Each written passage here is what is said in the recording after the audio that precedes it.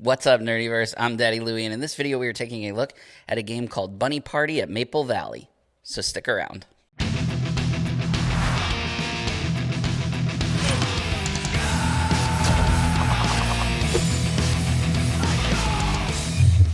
Before we get started, if you enjoy this video, please give it a thumbs up. Make sure that you subscribe for more content and hit that bell icon so you don't miss any future videos. Bunny Party at Maple Valley is an upcoming Kickstarter in mid to late January. It is by Evans Games. It is for 3 to 4 players. It takes about, I would say, 20 minutes to play and is for ages 8 and up. It's party time at Maple Valley, and you, along with the other players at the table, are going to take on the role of a bunny trying to get ready for this big party celebration. And everybody is competing against each other to see which bunny at the table is going to host the party. You're going to take turns drawing and playing cards, making trades, trying to, stop or slow down your opponents from doing the same thing. And the player at the end of the game who is the most decorated or gets done making their decorations first will be the winner and get to host the party. However, there is more than one winner in this game, which I'll explain a little bit later. But is it good? Well, if you join me on the table, let's check it out. All right, so here's everything that was sent to me as part of Bunny Party at Maple Valley. There's some really great components here, but keep in mind that this is a prototype copy, so everything that you see is, of course, subject to change. Now, if you remember, I have reviewed an Evans Games game before. It was Robo Junkyard a while back, and the prototype copy that they sent then, along with this prototype copy here, is just phenomenal. They do a really, really great job, so kudos to them for putting together these pre-production copies of the game.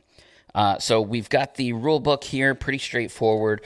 The rules are actually quite simple to learn. There is a QR code and a link where there is a really nice tutorial video that Evans Games has put up online for us. Also, there was a travel guide included. The material of this is just paper, but I've been told that the final copy of this will be the same material as the rule book and may actually be a little bit bigger as well. This is just fluff to tell you a little bit about Maple Valley. And it's not something that they needed to do, but it really is a nice little touch. I also got this magnet. This is one of the ugly heirlooms that you'll see in the deck when we take a look at it. And it's just neat. This is not actually part of the game, but will be likely an add-on that you can pick up. Looks really cool on the refrigerator. Then we have some turn cards. This is one per player, double-sided. They say the same thing on both sides, and yeah, this is just your standard reference cards. Then we have some tokens. So these are trade tokens here. Each player gets one per round, and you need these in order to get rid of cards from your hand and put them on other players, as well as make trades with other players. We'll look at those a little bit later. Then we have our first player token, double-sided, with a star and a moon. This acts as two things. One, it is a first player token that will move around the table as gameplay goes on. It's also a coin that you will flip in a 3-player game to determine which direction your partner in the game will be. And when I say partner, I mean the other player in the game that's going to win along with you, which we'll talk about a little bit later. Okay, then we have our player cards. Each player gets 2 of these at random. You pick one and then put them. You are one of the players here, one of the rabbits. So it has their name, their astrological sign, unimportant, not really relevant to the game. Their occupation in the town, and then of course a special ability. Usually these are once per game abilities. And they are unique to each character. You'll also notice as we play through, some of these bunnies don't have names. It just says name there. That is because just like the Robo Junkyard Kickstarter that they did last year, backers of the game will be able to help to name some of these characters in the game, which is pretty cool. Then we have the villagers. These villagers are going to be selected by you per turn in order to come and help you out. They also have unique abilities that help you to do different things. We'll talk about that a little bit more. And then, of course, we have the main deck. This is made up of items and event cards that you will play. You're going to use these to decorate your house to get ready for the party. You're going to use event cards to do different things. And you're going to try to get rid of some items like the ugly family heirlooms, like you see here, where it says like you are considered to have one less moon decoration or one less star decoration. So the object of the game here is to be the first player to have 5 either star decorations in your home or 5 moon decorations in your home. Once that happens, you trigger the end game. If there's more than one person who has that, then it's the person with the most that wins. And if there's a tie, then you keep going until there's not a tie. So I'm going to go ahead and set up for a 4-player game, and I'm going to show you how it plays. Okay, so here we have set up for a 4-player game. The rules for the 4 and 3-player games are exactly the same, except a 3-player game, at the beginning of the game, you will flip this coin over, and whichever side it lands on, those particular decorations, whether it be star decorations or moon decorations, when played on the table, they will be played upside down so that all of the arrows point in the same direction. And you'll see what I mean by arrows once we get into it. So at the beginning of the game, every player gets 2 of the villager cards. You're going to choose one and pitch the other one, putting it back in the box. The other villager cards are going to be placed here in the center, and then each player gets 1 trade token and 3 cards at the start, and then every turn after that you'll draw 2 cards at the beginning. So that's the very first thing that you do. You draw cards. So like I said, 2 after the first turn, 3 on the first turn. Once you have looked at your cards, everybody is going to tidy a card. By tidying a card, what they mean is get rid of a card. So they're going to get rid of a card from their hand, and there's one of 2 things that you can do with it. You can either place it face down next to the deck, which will then create a discard pile, or you can put it face down in front of a player, as long as you spend a trade token to do that. And you're going to get a trade token at the beginning of each turn, which you can hang on to them if you want to do multiple trades later on in the game, or you can spend them every turn. It's totally up to you. So here in my hand, for example, I have a decoration. Remember, we need 5 decorations to win the game, so I'm definitely going to want to keep this. I have an item, Ugly Family Heirloom.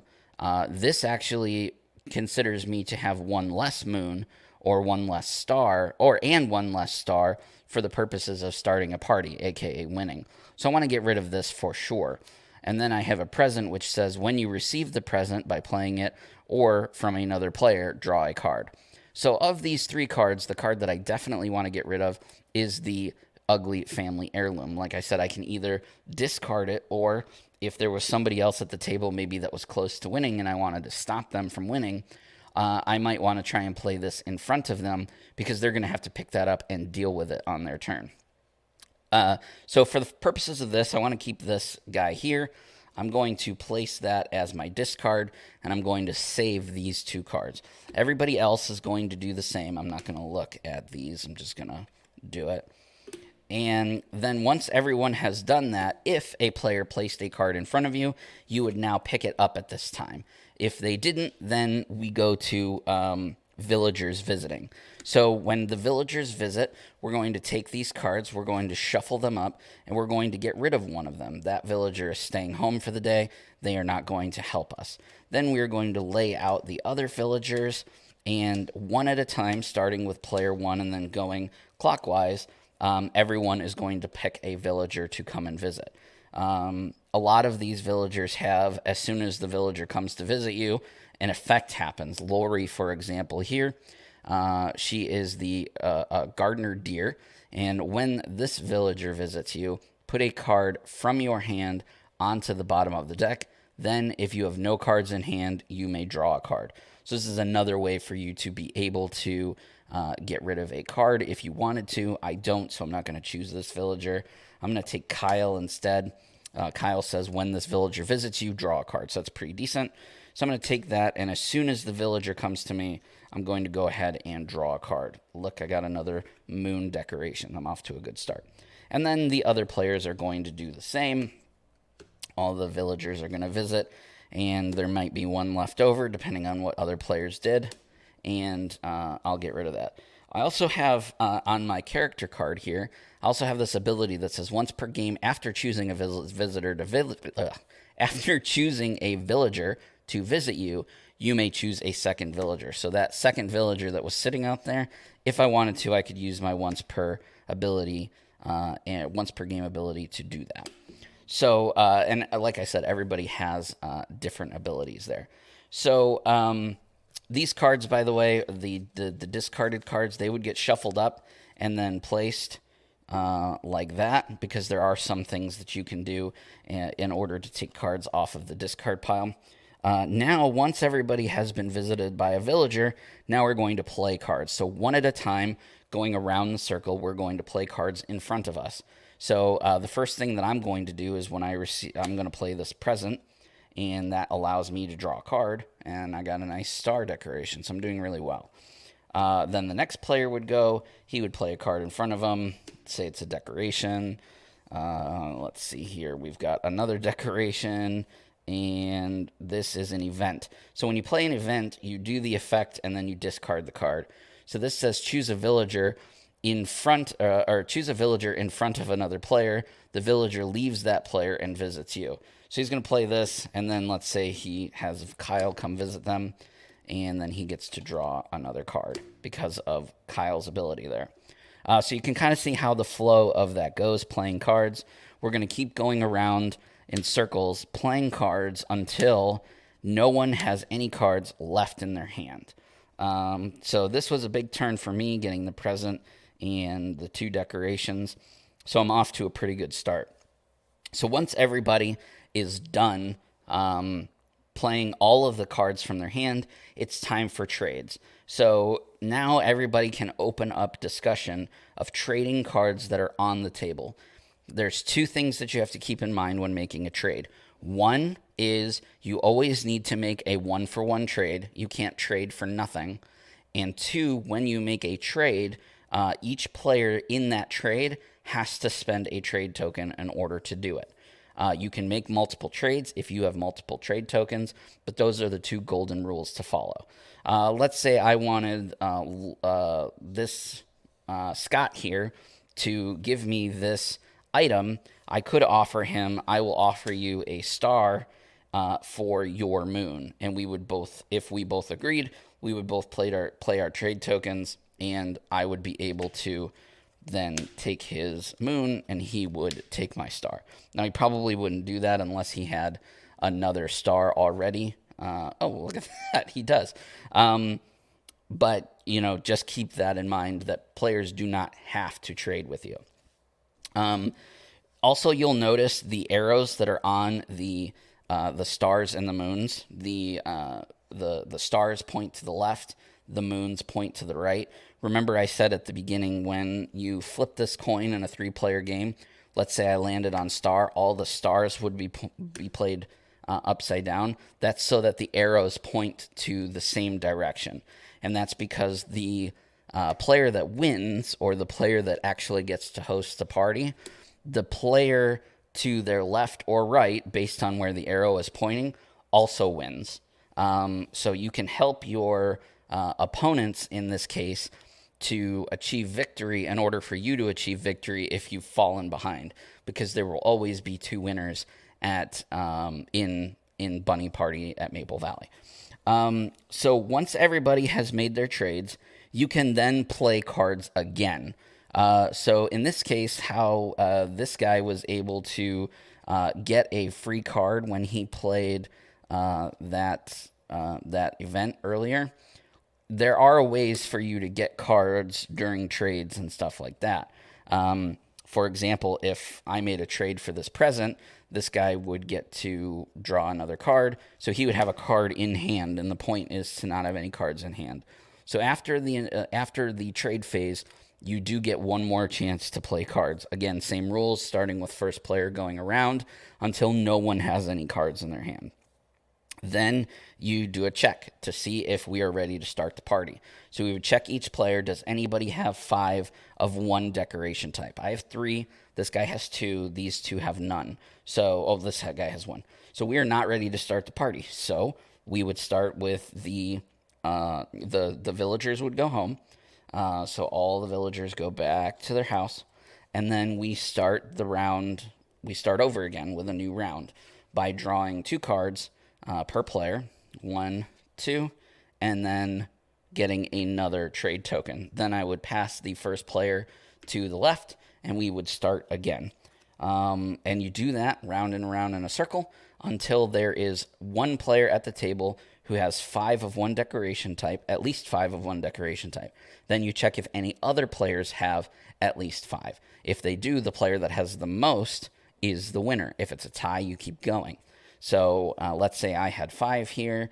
I would be the winner, and I have the most of my decorations. I have the most moons. Let's say I had 5 moons and 2 stars. I would have the most moons. So the player to my right, where the arrows are pointing, they would also be the winner. So me and this unnamed bunny, we are the winners. They are the losers. We get to host the party. They get to go home and have a sad night by themselves. And that, guys, is everything that you need to know in order to play Bunny Party at Maple Valley. Evans Games has once again done a great job putting together a quick, fun, light, family-friendly game that everyone of all ages can enjoy. The most complex part of the game is just figuring out the interactions of playing certain events and doing certain things, which I think younger kids and stuff would, and non-gamers could pick up pretty quickly. I liked Robo Junkyard, and I like Bunny Party at Maple Valley. The named bunnies, like I said, they're going to be in the Kickstarter. You don't have to pay anything extra. Just participating in the Kickstarter will allow you to help with voting and naming those particular bunnies. There'll also be stretch goals and stuff, like I said, with the Maple Valley travel guide, and there'll be add-ons with like magnets and stuff for the heirlooms. There's just a lot here. The art is really great. I love the replayability. There's actually a lot of replayability because you're probably going to get a different villager or a different character every time. You're going to have different villager interactions. The deck is going to shuffle and be played out differently. You can help your neighbor, but you can also stop your neighbor and hurt your neighbor. If the arrows are pointing in the wrong direction, you can, do things to kind of manipulate what your opponents are doing to help you win, and, your left or right partner, whoever it was that was helping you win as well. And I do like that. I like that there's more than one winner. It definitely helps, especially when playing with younger or non-gamers. People don't leave the table feeling sour because they don't ever win. The chances of them winning are increased since there's 2 winners, which is really cool. Anyway, I'll leave links to everything in the description below. Good luck to them in their Kickstarter. Make sure that you go and check it out and show them some love and some support. What do you guys think of Bunny Party at Maple Valley? Let me know down in the comment section below. If you want to see more from the Circle of Nerds, we have all of the social media. We have Facebook, we have TikTok, we have Twitter, we have Instagram, all at Circle of Nerds. Also, don't forget that we have a podcast that comes out every week called The Cosmic Disaster Show. You can find that right here on YouTube or anywhere that you enjoy listening to podcasts. And for an extra bit of love and affection to us here at the Circle of Nerds, please consider checking us out over on Patreon at patreon.com/Circle of Nerds. Anyway, guys, that's all from me. I will see you in the next video.